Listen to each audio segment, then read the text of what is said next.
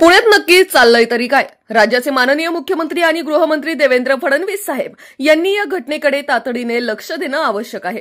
काल सुमारे रात्री 9:15 वाजता पुण्यातील कोंढवा परिसरात थरकाप उडवणारी घटना घडली.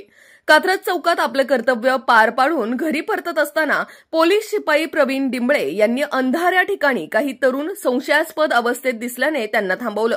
पण चौकशीसाठी थांबवलेल्या या तरुणांनी उलट शिपाई डिंबळे यांनाच मारहाण केली. त्यांच्या कानातून रक्त येईपर्यंत आणि चेहरा विदीर्ण होईपर्यंत त्यांना मारल्याची माहिती पुढे येते. सर्वात धक्कादायक म्हणजे आरोपी घटनास्थळावरून पसार झाले असून अद्याप एकालाही अटक झालेली नाही. एवढ्या गंभीर प्रकारानंतरही गुन्हा दाखल करण्यासाठी उशीर का केला जातोय हे कुणालाच समजत नाही.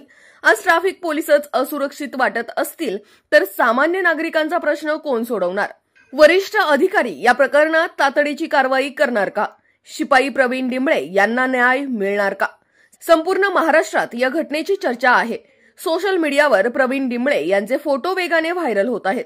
पोलिसांनाच मारहाण करणाऱ्यांना जर आत्ताच आटोक्यात आणले नाही तर उद्या सुरक्षिततेचा आधार कोण देणार?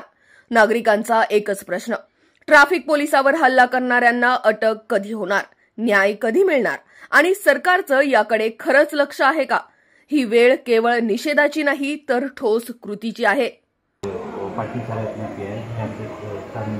आणि पटेल साहेब वगैरे आमचे एकदम म्हणून आमचं कर्तव्य आहे. अशाच नवनवीन बातम्या व घडामोडी पाहण्यासाठी आमच्या चॅनलला लाईक, शेअर व सबस्क्राईब करा. Top news Pune.